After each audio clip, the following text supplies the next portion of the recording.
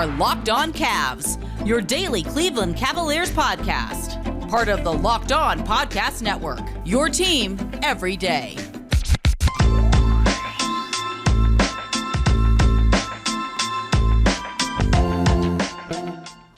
All right, part two of the Locked On Cavs second annual over-under draft. I'm Chris Manning. Evan Dammarell is with me. Ben Axelrod is our special guest. In case you didn't check out part one, go do that on YouTube. Hit that subscribe button where you're there too. Listen where you're listening to podcasts. Here's what we've picked so far for over-unders in the Eastern Conference. Ben took Atlanta for the over. I took Brooklyn for the over. Ben took the Cavs for the under. Evan took Miami for the under. Evan took Milwaukee for the over. I took Orlando for the under, and Ben took the Wizards for the under. So I'm picking, and then Evan will pick twice, and we'll continue this snake draft until we get to the end of the East. Each of us will have 5 teams. So I have 3 picks left to make. Evan has 3, and Ben has 2. Guys, I think this is where the East gets really, really tricky for me to pick. This is like scary season. You think so? I think some of these are just getting very hard. Like there's like one I'm staring at right now that I want to talk about, but the number is so high that I'm like a little nervous to like. I'm talking about Philly. No, well that's like we didn't pick Philly. We haven't picked Toronto. Pick Boston. No one has touched Boston. I think like what Ben did to end this show in episode 1 was pick the Cavs for the under because that's like a good pick. That's a good value bet pick if we're doing this.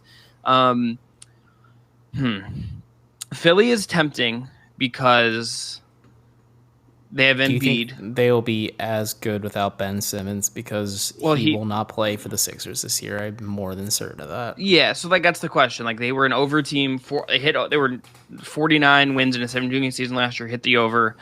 They're 2.5 better in an 82-game season this year. What if they got Malcolm Brogdon from Indiana? So here's what we're gonna do. I'm gonna take Philly and I'm gonna take the over. I don't feel good about this. I feel very dicey about this, but you live and you learn. I think Joel Embiid's really good. Breaking news: Joel Embiid is an MVP caliber player. I think Doc Rivers gets something out of Tobias Harris. I think that they will probably get something that helps them now in exchange for Ben Simmons, you would think. I cannot imagine this is going to be like really actually like there's no way they're just going to roll in a bunch of picks and like that's going to be their actual return for this season with Joel Embiid when you have to try to win now with a guy that good who has the injury history he does. Tons of risk here. I don't feel great about this, but like I when I look at the rest of the teams available right now, like there's not really one that I feel particularly strong about one way or the other. There's one that I felt like I might do if Evan doesn't do them in one of the next 2, and we'll see if he does. But I guess I just had to go Philly, and I'm just gonna have to live with what I've done here because it's the best of bad options for me. Yeah, I think there's like 2 ways to look at Philly, right? Assuming they trade Ben Simmons, which everybody thinks is gonna happen.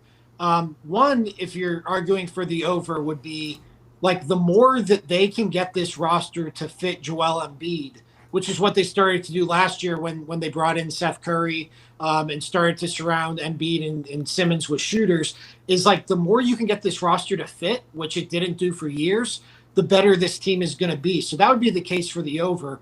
The case for the under, though, and I think this is like as equally as intriguing, is you lose Ben Simmons and now you're counting on Joel Embiid's health. And if there's one thing we've seen since he came into the league in 2014 is that you cannot count on his health. And say what you will about Ben Simmons, all the fatal flaws he might have and whatnot, he raises teams' floors. And at the very least, you could count on him to be out there, him to be healthy, and him to keep them in games. And if Embiid went out, you can surround him with shooters and run a LeBron James light style offense. So I kind of lean toward the under here, but also, we look at it and I think we've taken a lot of unders so far. So somebody in the East is going to have to win some of these games. So I wanted to stay away from Philly as well, just because I didn't feel strongly either way. And I think you could definitely make a case for both sides here.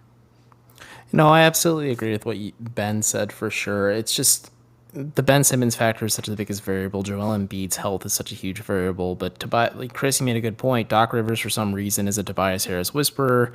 He performs really well. And I think Doc Rivers is a really good regular season coach, too, where he will maximize the potential of this roster. They may flame out in the playoffs in spectacular fashion, but Philly will be grinding for a top seed, I feel. I still feel like their offseason isn't quite over just yet because I think it depends on what they get for Ben Simmons. Like, I think CJ McCollum would be really good pickup for them. I think CJ McCollum would make them better in theory. I think Malcolm Brogdon makes them a lot better in general. And it just, a lot of it does depend on the Ben Simmons situation. But I don't hate this pick. I think the over is a good thing. And like Ben said, somebody has to win in the East other than Brooklyn, Milwaukee, and Atlanta so far. Because I think those are the three teams we have the overs, or the three of the teams we have the over on. So yeah, Philly has to join the list as well. So I don't hate this pick. I just don't feel good about any team left in the East right now. Just based on, like, I like some of these teams, but like the numbers that we're working off of here, I just there's like just a lot of uncertainty for me. And there's actually a pick I feel like I wish I should make. We'll see if Evan makes it here. Evan, you've got 2 picks. What is your first one? My first pick is the Toronto Raptors, and I'm taking the under on them for 36.5. They traded Kyle Lowry. I don't know if Goran Dragic will be there very long. He could be easily bought out or traded. They're kind of becoming a developmental squad. Like, they're going to have to give minutes to, I mean, yes, they have Pascal Siakam, who I know Masai Ujiri has said they have a good relationship, but he could very well still be traded. OG Anunoby isn't a bad player either, but like, they have to give minutes to Scotty Barnes. Chris Boucher is like a development project. Precious Achiuwa, who they got for Kyle Lowry, like, they have to give him minutes. I mean, freaking Sam Decker signed with the Raptors. Isaac Bonga signed with the Raptors. Fee McCulloch. These are all players that are young and they need time to develop and marinate. And I think that we were talking about how the Magic might be trying to intentionally lose. The Raptors could very well as well, where they could just really try to bottom out and they build around Barnes. Maybe they try to flip Siakam for more picks or assets or something like that. They just try to retool and reload with a very young and exciting team with like Scotty Barnes, hopefully, panning out. But you get one of these top picks in next year's draft and you really go forward with that instead. Yeah, I was tempted to take the Raptors under as well. I'm not like a Pascal Siakam guy. Like, I'm just not. I don't think he is that, top level player who can keep a team in a game night in and night out. It's a weird roster, I think, in terms of overlap. And I think when you lose Kyle Lowry, like, everybody takes on a little more responsibility than maybe they've shown they're capable of doing. So, yeah, I mean, I guess like, if Scotty Barnes took a big step forward as a rookie and was a rookie of the year type of player, like, maybe that changes things. But I don't know. I don't know how long Masai's going to be there. It seems like he signed an extension. So did he? Okay. Yeah. Okay. So I think he's locked in there. Yeah. Okay. So I mean, I mean, you do have a floor there with Nick Nurse, but at the end of the day, like, this feels like it could be a more transitional year for them, because last year they were really kind of in limbo with what are they going to do with Kyle Lowry, and all that kind of stuff. The one thing I will say that makes me wonder if they're going to have like a more bounce back year is they still have a lot of, like, Fred VanVleet is very good. I think Siakam has his value, obviously. Well, no, let me finish. OG's, okay. I think OG took a big step forward last year. I think Nick Nurse is a good coach, and they're not going to be playing in Tampa, Florida. For a team, and like, I think missing Lowry is a massive deal for them, because he's like, or truly not like people project this on him, like, actually like the engine that made that team run, not like which happened with Larry Jr. I tend to think that, like, there's got to be some help for them in being back in Toronto and like not like living this like bizarro alternate world like in Florida. Like, everything about that was weird, and like they're going to be back home. There's got to be some bump there that I think is helpful. But Evan, we should take a break here, and we'll be right back with Evan's next pick. We'll be right back with Ben Axelrod. First, I got to tell you about our friends over at Sweatblock. Sweatblock is doctor created, doctor recommended. It works for up to 7 days per use. It gives you a dry shear guarantee. So if Sweatblock doesn't keep you dry, you get your money back. This has been featured and tested on the Rachel Ratio by firefighters. It is a bestseller on Amazon for the past 10 years. There's over 13,000 reviews, manufactured right here in the United States of America. Sweatblock allows you to wear what you want to wear. It's your little secret to confidence. It's a must for everyone's toiletry bag, whether it's a big presentation, a hot date, or recording a podcast on video on YouTube. Everyone can benefit. So use one of these great wipes. And right now, if you go to sweatblock.com and use promo code LOCKEDON, You can get 20% off your order. Again, that's promo code Locked On for 20% off at sweatblock.com. Also available at Amazon or CVS. Today's episode is also brought to you by Stat Hero. Introducing Stat Hero, the first ever daily fantasy sportsbook that puts the player in control of and winning within reach. Here's how it works. Stat Hero shows you their lineup dares you to beat them. It is you versus the house in a head-to-head fantasy matchup. You name your stakes. Winner, take all. You have the advantage. Stat Hero is showing you their lineups ahead of time. No one else does that. You are in total control with Stat Hero. It is DFS the way it was meant to be, one-on-one. Play Stat Hero now and change the odds. Go to stathero.com/lockedon to sign up for free. And right now, you can get 3 times back on your first play. That's right. They're giving you a 300% match. That is unheard of. So go to stathero.com/lockedon. That is stathero.com/lockedon. All right, Evan, your next pick is whom? I'm taking the Indiana Pacers, and I'm taking the over on them. They have Brogdon for the time being. If they get Ben Simmons, I still feel pretty good about them. They have Karis LeVert, who's going to be healthy. They have hopefully a healthy TJ Warren. They have Sabonis. They have a hopefully healthy Miles Turner. They have TJ McConnell, Jeremy Lamb. One of the holidays, they added Duarte this summer in the draft. I mean, the Pacers are a pretty just stable team. They're a pretty stable organization. And they added Rick Carlisle, who is a bit of a hard ass as a coach, because I don't think that's, they try to get past that with Bjorkgren. But Carlisle's a really smart offensive coach, too. Like, we talked about this before. Caitlin Cooper has pointed out a few times on Twitter, like, she's been showing, like, clips of Mavericks offensive sets under Carlisle. The Pacers are already running those in Summer League, and they're running them very well with undrafted guys in Chris Duarte. So I feel pretty good about the Pacers. And to Ben's point again, like, they're not going to be like, they're going to make the playoffs. I feel they're not going to be world beaters in the playoffs. But to Ben's point, there's teams that have to win in the East. And I feel comfortable in saying the Pacers have a good chance to win with some of these other mediocre squads around them in the East. Yeah. And I think they could be a team that has a trade to make. I think you look at their roster, just there's so many pieces there. You could definitely see them making a trade. So, yeah. I just think like they're like, we talk so much with the Cavs about like mid-market teams and how do you build. Like the Pacers build to have between 42 and 46 wins a year. They're never going to have more than that, but they're never going to have less than that. So like, I just think, especially bringing in Carlisle after whatever was going on with their coaching last year, like I just think this is such a that's such a nice way of putting that. I think this is just such a safe floor from both a roster and a coaching standpoint. So yeah, I like the over here.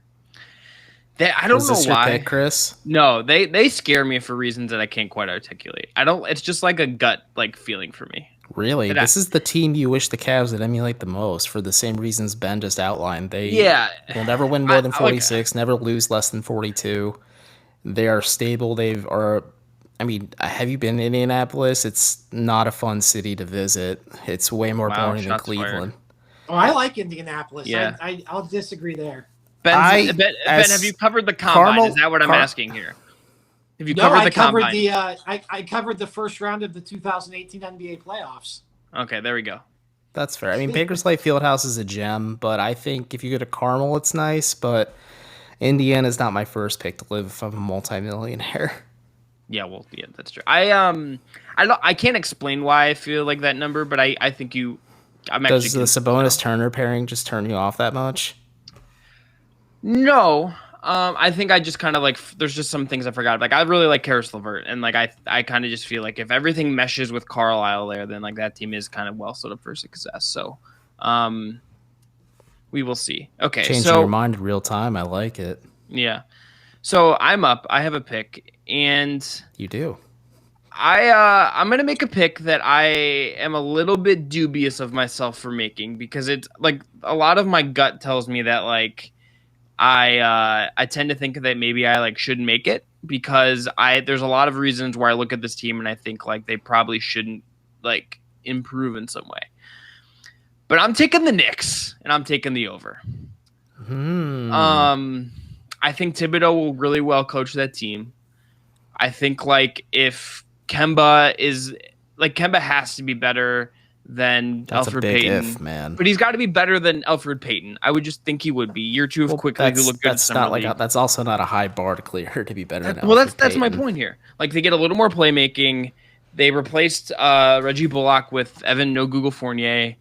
Like I think that they just have some regression built in terms of I think Julius Randle is like a real like if Julius Randle like isn't 90% of what it was last year, like I think an under here would make a lot of sense. I just like look at the East and I think there's like a real soft middle. And I guess I just like am trusting what happened with them last year and sort of trusting some of the Tibbs of it all a little more than maybe I should. I just am buying the Knicks, and there's some win totals on here that where we're at that are a little dicey to me, and I guess I'm gonna ride the Knicks wave, and I might regret that. I had really thought about hitting the under on them too. This isn't like a very confident prediction for me. This is just real I'm quick just gonna for talk maybe myself some into new it. listeners. Chris has a lot of family from New York, and it's fitting that he has they're both not New York teams. Yeah, but they're not like basketball people though. Is the thing. They're like my uncle's like a Yankees fan, and then like. He'd be a Knicks fan by proxy. I'm sure he hopped on the bandwagon when they were good.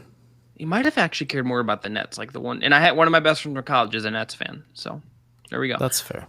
Ben, you have two picks. Go ahead. Talk about the Knicks. Tell me why I'm dumb. Thoughts, Chris. Jeez. Yeah, I'm sorry. No, just real quick on the Knicks. I actually think this number's pretty low, so I like the over here. So their over-under's at 43 wins. They won 41 games last year, playing 10 less games. Right. So that's true. This should be like if they're going to take a step forward, they should clear this pretty easily, right? Yeah, I think it's really just like trepidation of like if Randall isn't as good and Kemba doesn't provide them with anything and whatever. But couldn't that be an overreaction to the way they went out in the playoffs? Yeah, I think Randall. I guess I think the playmaking is. I just think like Randall's season last year, like it like there's a chance that like that was like his apex, and like if it is his apex, does he slide 3% back? Does he slide 6% back? Like how far does he go? And like that, I think that's like a question you have. Even if like New York is like the right situation, like he credits Kenny Payne, like who's his developmental coach at Kentucky, and like is with the Knicks. With really improving him, Kenny Payne is still there, so like maybe like some of that juju is still kind of the right vibe there. But we'll not playing for the Lakers under Luke Walton helps a lot too, because Larry Nance and all those young players flourished as soon as they left LA. The non-Walton bump. Okay, so Ben, your pick. Where are you going? Yeah, we got 4 teams left here. Excited to leave Evan with the one no one wants. Yeah. I'm going to take the Chicago Bulls at 42.5. And I'm going to take the under. Oh! I was going to do the same if they're available. On this podcast, I think I've taken mostly unders, but like I guess the argument for the over would be that this is a team that's very definitively going for it. Like this is a team that was one of the most active teams during the offseason. My counter to that would be this was also one of the teams that was one of the most active teams at last year's trade deadline, and it didn't amount to anything. And so like they're going for it, but how much do DeMar DeRozan and Lonzo Ball really move the needle? Like are they the difference between this team, what they won last year? They won 31 games last year. Now, granted, with 10 less games, 42.5 is a pretty big leap. I just don't see it. Like I think Lonzo Ball has kind of gotten so underrated that he's become overrated. DeMar DeRozan, I don't know. He's improved in a way that is like gone unnoticed. James Rapine is weeping right now. Yeah, James is like eating a Built Bar and crying. DeRozan has become a much better playmaker than I think he was in Toronto, and we'll see if that carries over into Chicago and see how that fits with Billy Donovan. But like, yeah, I mean, I 11 and like even if you're adding 10 games, an 11.5 win jump is like a pretty massive jump. 42.5 wins that's like the 4th or 5th highest win total on this list. Like I don't know. I just don't see that from this Bulls team. And I mean the Bulls are at a point as a franchise where it's like I'll believe it when I see it. So I just think they have a lot of guys, but I don't know if they have a lot of guys who like I really believe in. So I'm going to take the under on Chicago at 42.5. Yeah, I don't know. Can I just say I don't know why they wouldn't have I think Larry Nance would have helped them. I don't know why they wouldn't have just been. I've heard on good authority that it was straight up offered Larry Nance for Lauri Markkanen, and the Bulls said no, thank you. We'd rather have a first and a second. And then the Cavs said, how about Nance and a second? And the Bulls said no, thank you. We want a first and a second for Lauri Markkanen. Yeah, they don't want Larry Nance Jr. So I'm with Ben. I'll believe it when I see it, because I was, pun intended, bullish on the Bulls last year, because I'm okay, they have all the pieces, and then they were the most disappointing team in the East last year. Ton riding on Patrick Williams as your starting four. You kind of supplanted Kobe White in your rotation with not just getting Lonzo, but getting Caruso.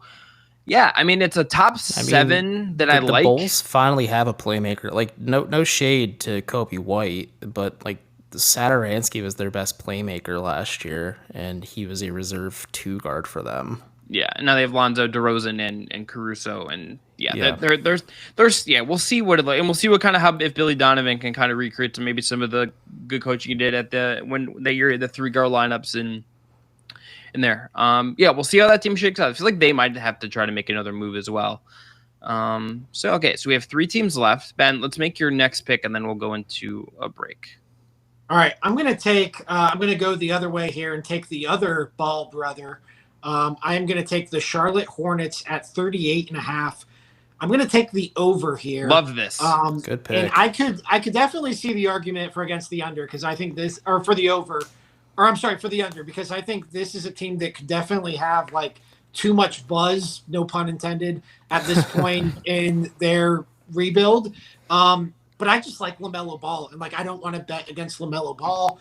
And I like this roster. I liked adding Bouknight in the draft. I think they oddly have Gordon Hayward playing the role that he's supposed to be playing. And I just think LaMelo is going to take a step forward. So 38.5, I think it's totally conceivable that this team has a winning record next year. And if they have a winning record, they're going to blow past 38.5 wins. So again, they're kind of in that position. I know we haven't talked about Detroit yet, but they have no incentive to tank, really. I mean, unless things really go off the rails and they know where they're at post All-Star break, which I think they'll be right there in the mix for a play-in spot. I think they have every incentive to go for it throughout the season and try to build around LaMelo. So I like 38.5 here as an over. I love this. I think you're betting on the LaMelo leap. I think you're betting on, Shaker Heights' Ontario Rozier still being, having a good season. I think, they got Gordon Hayward. He signed that Colin Sexton level extension. Yeah. He better be performing. They have Gordon Hayward. They have Miles Bridges. They have PJ Washington. They've got a good collection of talent. I think Borrego's a good coach. Probably lose something to their team without not having Devontae Graham around anymore. But yeah, I like this. This is something I thought about instead of the Knicks one. It's 38.5 is tricky, because I could see them improving enough where it's they're 2 under 500, right in that range, and still being in the play-in, but it being totally plausible that they just got a little unlucky and gets 41, 42 wins. I like this team a lot. Center is a little weird for them because it's Mason Plumlee and Kai Jones are the only 2 centers on their roster. And PJ Washington will play center. They will play small. They will play fast and emphasize what LaMelo does really, really well, which is smart. But little weak at center, which is kind of an interesting function of that roster. Yeah, that's of the 3 teams. So the 2 teams we have left are Detroit and Boston. We'll pick those after the break. I think Charlotte was clearly the right one in that sense. So we'll be right back with more to finish up. All right, one last break here in Locked On Cavs, and let me tell you about our friends at Rock Auto. With the ever-increasing number of makes and models, it's now impossible for you to go to your local chain auto parts store and them to have all the parts you need. Why endure often pointless or seemingly intimidating questioning, is your Odyssey an LX or an EX, and wait while the person behind that counter orders the parts on their computer, choosing only the brand their warehouse happens to carry. You have computers with access to rockauto.com at home and in your pocket. You can save time and money using Rock Auto, so why choose to spend 30%, 50%, or even 100% more for the same parts from a chain store or car dealership? For example, a Honda Odyssey fuel pump is $353 from an average chain store. It's only $216 at a Rock Auto. It's also a family business serving do-it-yourselfers for over 20 years, and their prices are reliably low for every customer. That includes brake parts, tail lamps, motor oil, and even new carpet.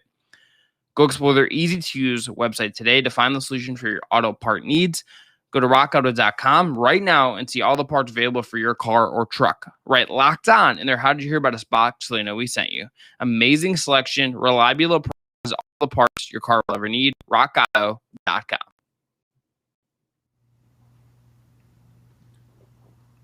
All right, so I am up. This is my last pick, and then Evan has to pick the over-under of whatever we have left him. Here are the two teams left, both of whom have I'm even odds. I'm nervous right now. These teams have both are even odds for their win totals. There's the Boston Celtics. Because I think I know who you're going to pick, and I'm like combing through this team's offseason to have like a full grasp of it, and I'm getting more and more frustrated the more I read it over. So you think I'm picking Detroit is what you're telling me? Yes. So let's stew in this. Let's make you suffer a little bit more here. So are you really gonna make me suffer? You're just gonna get a Nick angst at DM saying, "Chris, the episode ran too long on Tuesday."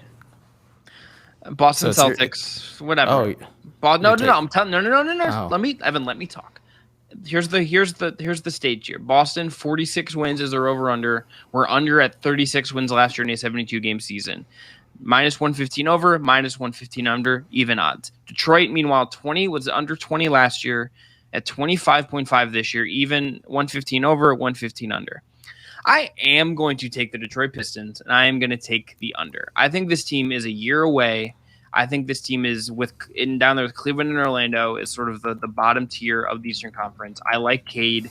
I like Isaiah Stewart quite a bit. Saddiq Bey is a good player, but like the rest of the roster is a little bit thin. I don't know what you're getting out of Killian Hayes. I think this team still has moves to make to kind of emphasize it. Jeremy Grant's a really good player, but I don't know of how much he's his last year, his apex. Is he adding a ton? I think there's a chance this team gets a little closer to this and is maybe comfortable from a betting perspective. If Cade is amazing from day one, I'm just gonna go under because I think it's gonna take a year and they're gonna be one of the worst teams. Because I don't think this. I just some of this is summer league PTSD, to be honest. But I was watching them in summer league, and I just could visualize Cade being really interesting and just not having the quality of teammates to emphasize the stuff he's creating. I think they're a year away, even if I think Cade is incredible. Yeah, I mean, I think Cade would just have to be that blow away rookie, who has them knocking on the door of the playoffs, to kind of change their trajectory for this season. And I think you mentioned Jeremy Grant, who in a way raises their floor, but also he doesn't fit in with their timeline anymore because they have Cadence Cunningham. So maybe he becomes a trade deadline candidate. He has, at that point, he'd have a year and a half left on his contract. So yeah, I mean, I like Cadence Cunningham, so I don't think I'd want to bet against him, but I also definitely see the logic here for the under. Yeah, I agree. I mean, I'm a Cade believer myself, and Chris, as you know, I'm high on what the Pistons have done throughout their time with Troy Weaver running the show. But they're such a young roster. They're not as young as Cleveland's starting lineup might be because of Jeremy Grant being in the starting lineup, but they're pretty young and inexperienced. I think Dwayne Casey's a hell of a coach. But at the same time, if I felt like Killian Hayes was good, this would be a little harder. If I felt like I knew what Killian Hayes still was, be okay.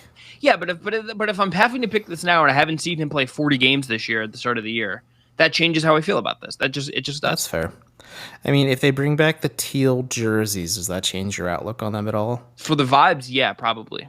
Okay, cool. Vibes, We're on the same page there. Look, if the Cavs just wore their 80s jerseys all the time and had the 90s as the fourth jersey, that logo that Ben is putting up on video right now, it's more reason to subscribe to YouTube. That's a 5-win vibe bump right there. Yeah, I agree with that. That's a fair assessment. Real quick on Cade Cunningham, because I don't think I've talked with you guys about this. Yeah, let's do it.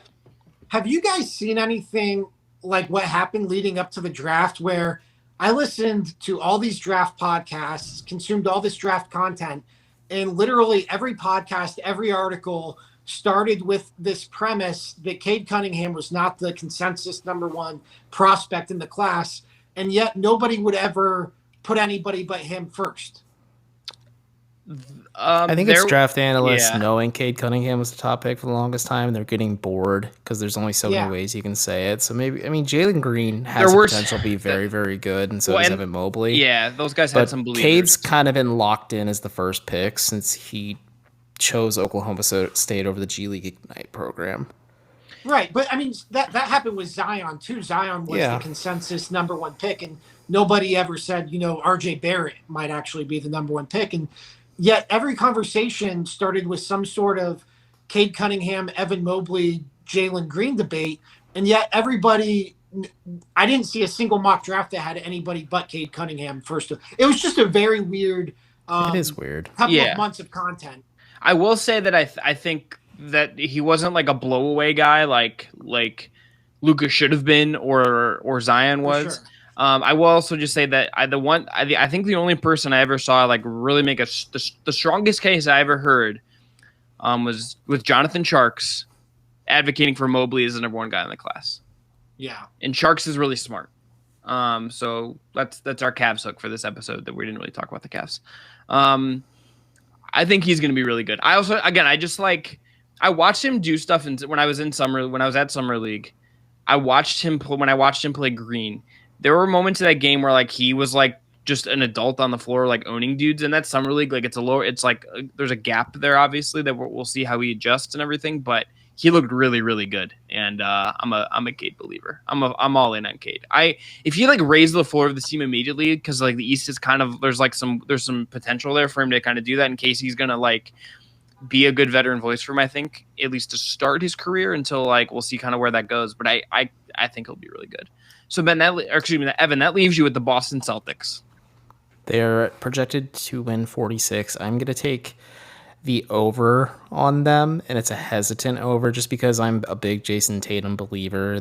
Brad Stevens has more or less reset this entire roster. They traded Kemba for Al Horford, which I thought was a move, I guess. I mean, I guess you recoup something of value because you can hope Al Horford can be something better than Tristan Thompson was, and then they extended Marcus Smart, which I thought was interesting because I thought Marcus Smart could have been a good trade chip for them, but also I don't know, maybe they don't want to trade the heart and soul of their team. I like Jaylen Brown a lot. I think the Celtics, and I like Ime Udoka a lot too. I think that's a really good pickup for them at head coach. I'm intrigued to see what happens with them, but some teams do have to win in the Eastern Conference. I don't know if Boston's going to be a for sure lock to make the playoffs. I think they'll be flirting with the play-in and possibly a lower seed in the Eastern Conference. But they also feel like they're a move away too to maybe like really shore up the rest of this roster as well. And I'm intrigued to see maybe what they do with some of their other tertiary pieces, some of these younger players that they put together, because I don't know who's going to start. I mean, Schroeder technically is their starting point guard to start the season, but I don't know if Dennis Schroeder is really your best option there. If you can get a decent playmaker in there, I think it makes a lot more sense. But you lean heavily on Tatum, you lean heavily on Brown. You hope that everything just kind of clicks, and you hope Udoka is just the right guy for them, and that Brad Stevens really isn't as green as he may seem so far. Yeah, I mean, there's definitely a floor there with Tatum and Brown, just in terms of you're going to have two All-Stars on the floor every night. You're going to have probably two of the best four guys, two of the best three guys in every game. Yeah, I mean, I can't disagree with going over. Again, though, I guess how did they get better? Is it Tatum taking another leap? Is it yeah? Brown That's the question. Is how did they get better? They got rid of Kemba Walker. That's their biggest move. Yeah, and you could make. I mean, with the way Kemba was playing for them, like you could make some addition by subtraction just based on his usage and based on the role he was playing for them. To bring another Cavs hook into this, a lot of people in Boston, by that I mean Bill Simmons, would argue that Tristan Thompson trading him away is addition by subtraction. So I don't know, though. I didn't really love the Schroeder signing, although, at what they got him at, you can't really argue against that. But yeah. Man, I'm just looking at their roster right now. Chris Dunn, Jabari Parker, Josh Richardson. Like, this is a really weird collection of talent. But at the end of the day, I just think at this point you're betting on the floor of Tatum and Brown. Yeah, I don't hate the Richardson addition. I think losing he's been really bad for 2 years, and the playmaking post Miami just doesn't exist. So like I just don't think he can't create his own shot, but hopefully he can shoot and play somewhat and play defense. I thought the extension for him was really weird too. Yeah. Yeah, that was odd. That's what I'm saying. Like, Brad Stevens gives me pause because it feels like some of the moves he's also made feel like overreactions for Boston too. Well, and it's like I like Robert Williams, but you're betting on him being healthy and his production kind of holding up in like 25, 30 minutes a game versus like 16 to 20. Like you're banking on him improving. You're banking on getting something out of Aaron Nesmith after a kind of a bad rookie year. So like there's a lot of stuff, and Tatum, the 2Js is like a really good starting point. You'll see what Canner gives you as your backup center. Like defensively, that's tricky. There's a lot of questions, and we got to see what Udoka looks like as a head coach too. Even if like the read on him is that we would think he'd be good, but you got to kind of see it. And like I thought Nate Bjorker made sense as a hire because like he was a Nick Nurse disciple and blah blah blah, and then obviously that turned out to be really bad. So like you never sometimes know until a guy gets there. Okay, so let's recap here. Here's our picks. We'll go person by person. Ben took Atlanta over 47 wins. Ben took Charlotte over 38.5. Ben took the Bulls under 42.5. Ben took the Cleveland Cavaliers under 26.5, and he took the Wizards under 33.5. Evan, over on the Celtics at 46 wins. Over on the Indiana Pacers at 42.5.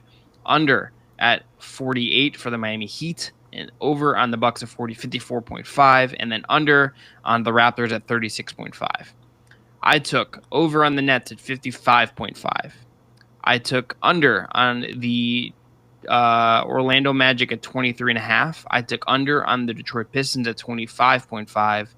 I took over on the Sixers at 51.5, which is probably my riskiest thing, and I took the Knicks over at 43. Okay, now that we're done, let's just quickly debrief here. Do you guys have is there someone else's pick that you most vehemently disagree with? Is there one that surprised you? Is there one you wish you would have made? I wish I would have had the balls to make the Charlotte one that Ben made because I love that one. I think that's a brilliant kind of upside bet there. Oh, I love his Hawks pick off the offset even more. Like that's a really good pickup for. I mean, Atlanta's going to be really good next year, and I don't know. I like a lot of Ben's picks. He's a gambling master. I think he has a good pulse on this league as a whole. If you ever went national, Ben, you'd have a full understanding of how things operate.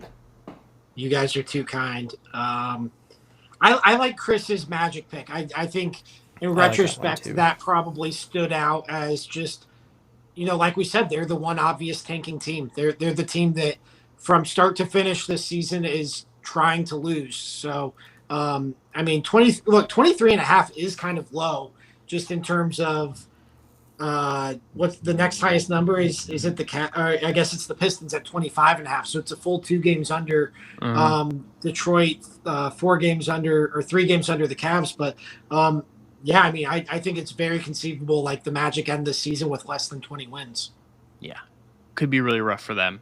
East is going to be interesting. I think a lot of stuff. We'll revisit this with Ben at the end of the year. We'll see what went wrong, what went right. Check out all of his work over at WKYC, Channel 3 in Cleveland. He and Tyler Carey are doing amazing stuff on the digital side. Denise Pulverin running a tight ship over there. We got to deal with Yak, though, which is unfortunate for you. Evan, anything you got to plug as we get out of here?